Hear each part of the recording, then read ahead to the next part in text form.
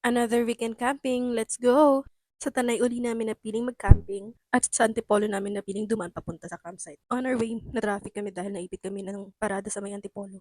Supposedly, dapat 1.5 hour lang yung travel time namin from Taytay to the campsite. But since sa Antipolo, Sampaloc Road kami dumaan, medyo natagalan kami. Same to ng daanan papuntang preserve campsite. Pag pumasok ka dito, may naniningil na ng environmental fee. 50 pesos yung sinisingil per vehicle pagpasok.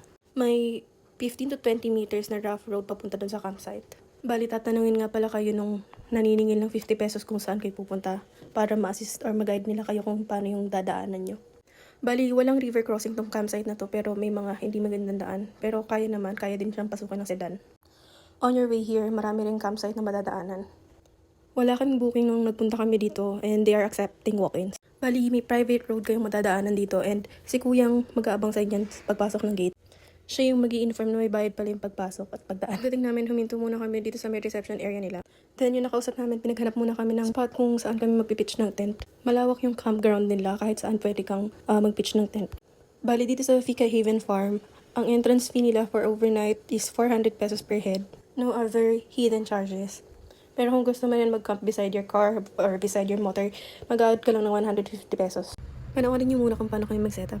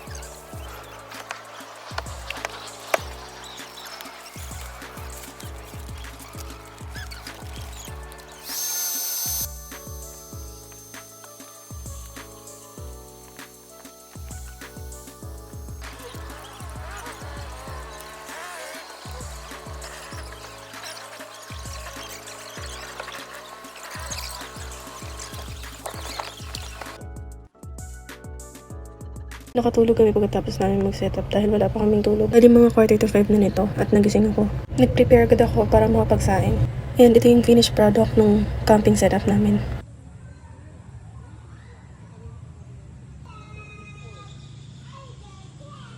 Habang natutulog yung asawa ko, niluto ko na rin yung ulamin namin. Tapos kumain na rin kami. O siya, hanggang dito na lang muna for this video. Till the next one. Bye!